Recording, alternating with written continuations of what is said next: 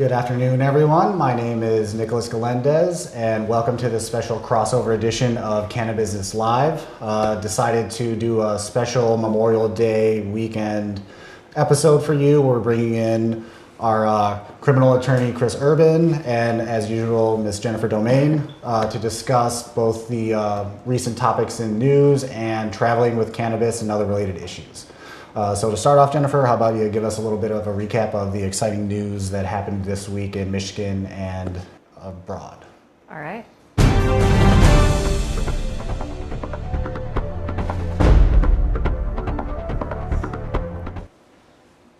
So for this week's news, we did just receive a report that Michigan's recreational marijuana market is expected to rival Colorado and Nevada by 2023. So this is really exciting because before, marijuana was considered more of a West Coast hippie trend, and now we're starting to see this progress from the West Coast over to the East Coast and really make a major impact in the Midwest here in Michigan. Because Michigan does have 3% of its population utilize medical marijuana, it is anticipated that we will have a very serious impact on the national cannabis consumption market.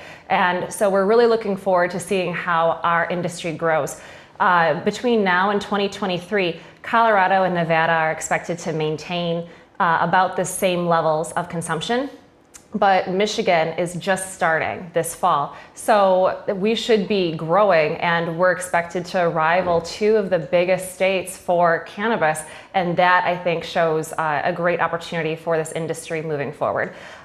Secondly, we also want to applaud the Michigan House of Representatives for passing a resolution that supports the Safe Banking Act on the national level. The federal legislation is currently on the House floor. There is a sister bill in the Senate to basically take away any sort of penalty for financial institutions for providing cannabis banking services. Right now, cannabis banking is not available to this industry because if you are engaged with a bank that is FDIC insured, they are unable to take funds or work with a business that is engaged in the sale or distribution of a controlled substance, such as cannabis.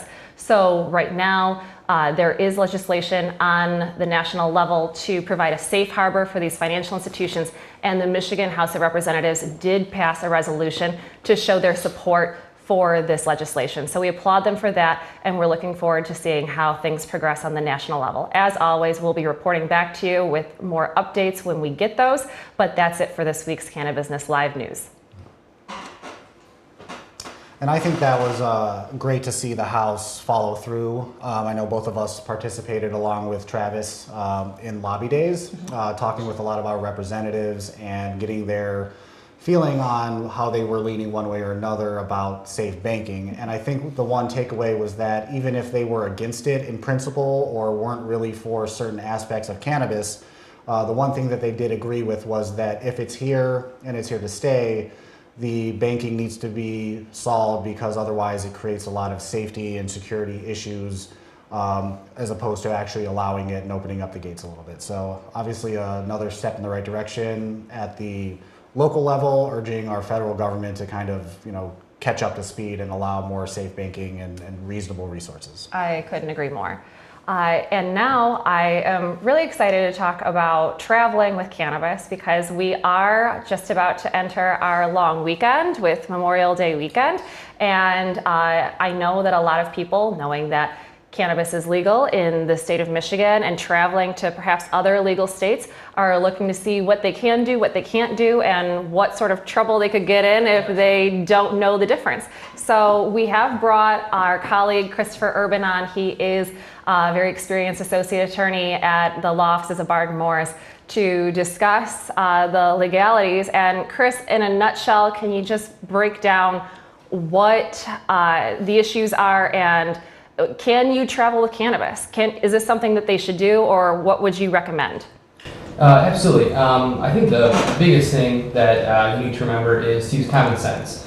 With these new laws that are coming out, the law is still very unclear as to what is going to be legal and what is going to be just suspicious. Especially during the holidays, there are multiple ways to travel between car, airplane, so we can break those down individually if you'd like to. Sure, absolutely. So starting with a vehicle, say we're just traveling within the state, and does it make any difference if I have my card or if I don't have my card? Just generally, can you give us an idea if I'm traveling, for a vacation up north this weekend, what's best practices? Absolutely. I think that the best thing to do, of course, is to always keep it in a locked container inside of your trunk. Technically, it could probably be anywhere inside of the car, but the key here is to not give the police any more reason to stay with you any longer than they have to. Of course, if it's anywhere close to you, they're going to assume that you either need it right there or that you had recently used it. And these days, the last thing anyone wants, especially on Memorial Day, is to have an OWI for possibly having smoked and driven. So of course, keep it in a locked container inside of your trunk still, and make sure that you stay within your limits. If you're driving in a car, no more than 2.5 usable ounces. Any more than that could definitely get you into some trouble. And let's kind of take a step back. With the MRTMA Prop 1 for adult use cannabis, you still can't drive under the influence, which is a debatable topic as to what that is. You cannot smoke in the passenger area of the vehicle. So if you're driving, you can't be consuming or smoking, and your passenger, which I think would not just be the person shotgun, but everyone in the back seat. If you're driving a party bus, it's still a question of whether or not that's allowed. Conservative answer is no. But it doesn't say anything about having it locked up, but just kind of to flesh out that rationale is that let's say you were consuming in your house and then you went out and got into the car. You don't want to give that police officer a reason to say, I smell the strong odor of marijuana. I believe that the driver is under the influence or that it was breaking the law, which would be a civil infraction. So I think you want to take that last that safety net and extend it. And so you're better safe than sorry. And I think that's what Chris is getting at, as the best practice would be to just go over and above that and just put it in the trunk. If an officer pulls you over and there's a vape pen or a joint, even if it's a pre-roll or something like that, there's question for them to think that there's something going on, versus if it's in the trunk, even if you might smell like it, at least all of the products in the back, kind of. Yeah.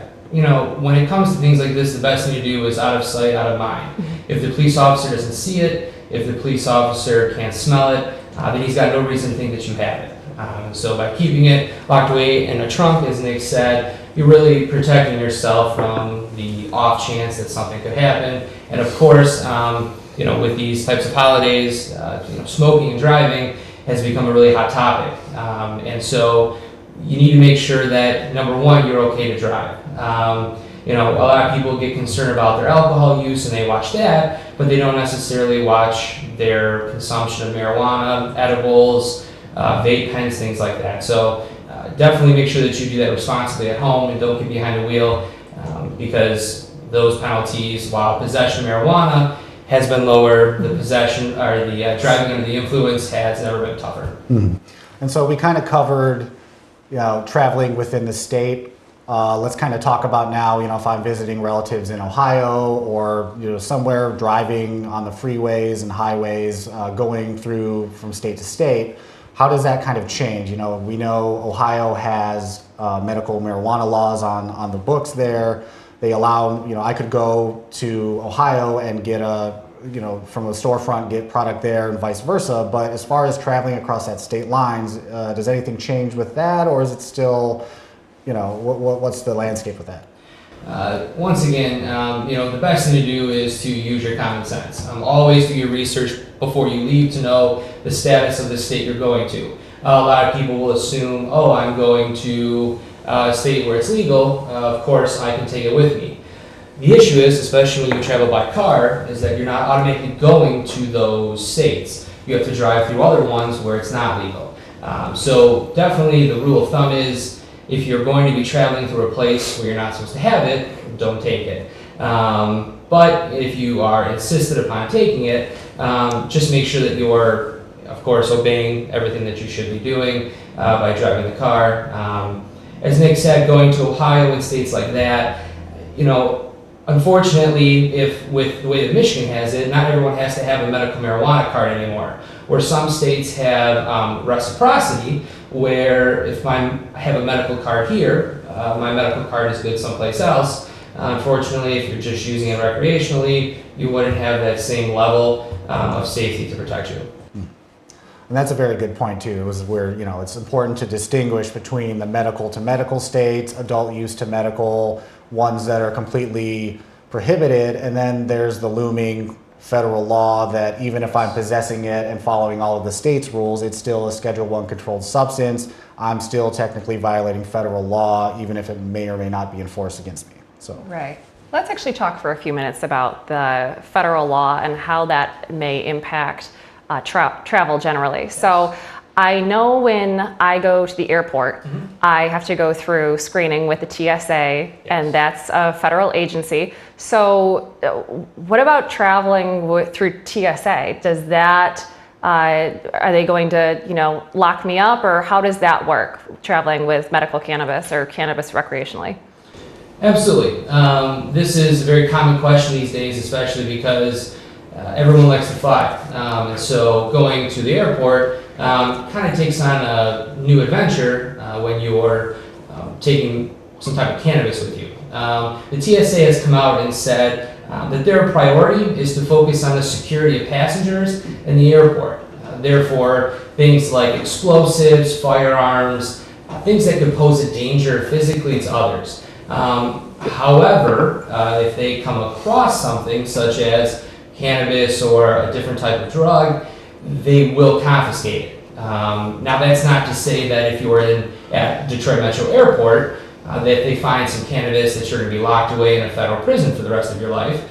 But I would definitely, once again, use your common sense. Don't be taking 2 pounds in your luggage. If you're going to be taking something, be smart about it. But of course, like they say, they're not actively searching for it, but they will confiscate it if they find it. So the best practice is to not take it with you, but knowing that TSA isn't actively searching out for recreational cannabis users. So. Okay.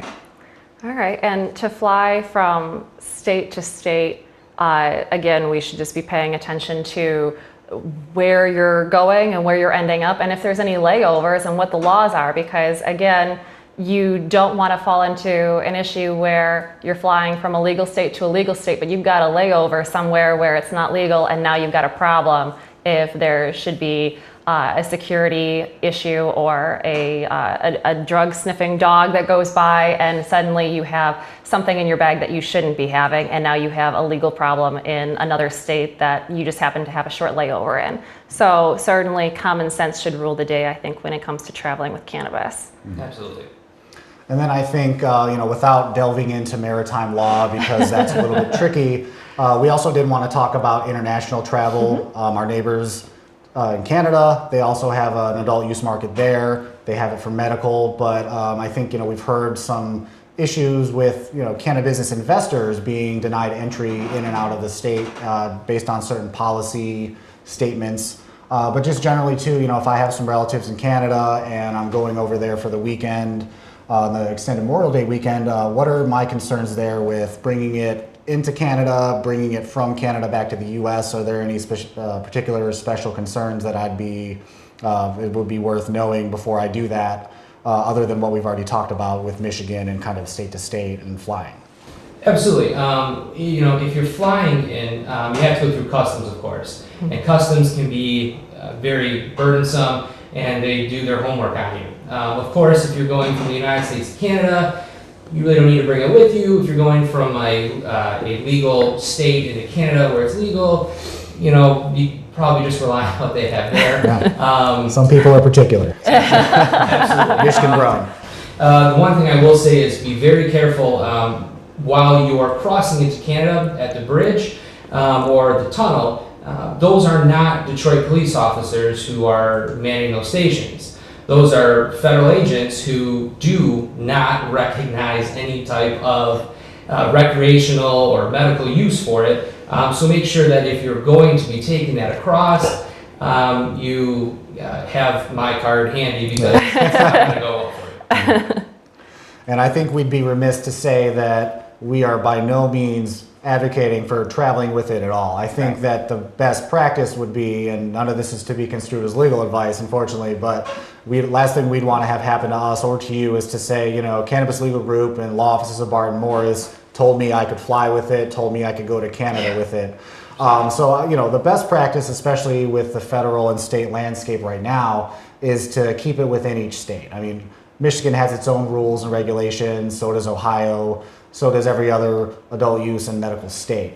And when you're traveling through interstate commerce, from the eyes of the federal government, that's a bigger no-no than it would be if you're doing it within the state that's allowing you to do it. So there's just an extra level of risk involved when you're traveling from state to state with it, and even more so when you're flying with it or going and trying to smuggle it across international borders, even though Canada is an adult use state and a medical state. So that's my disclaimer for the day.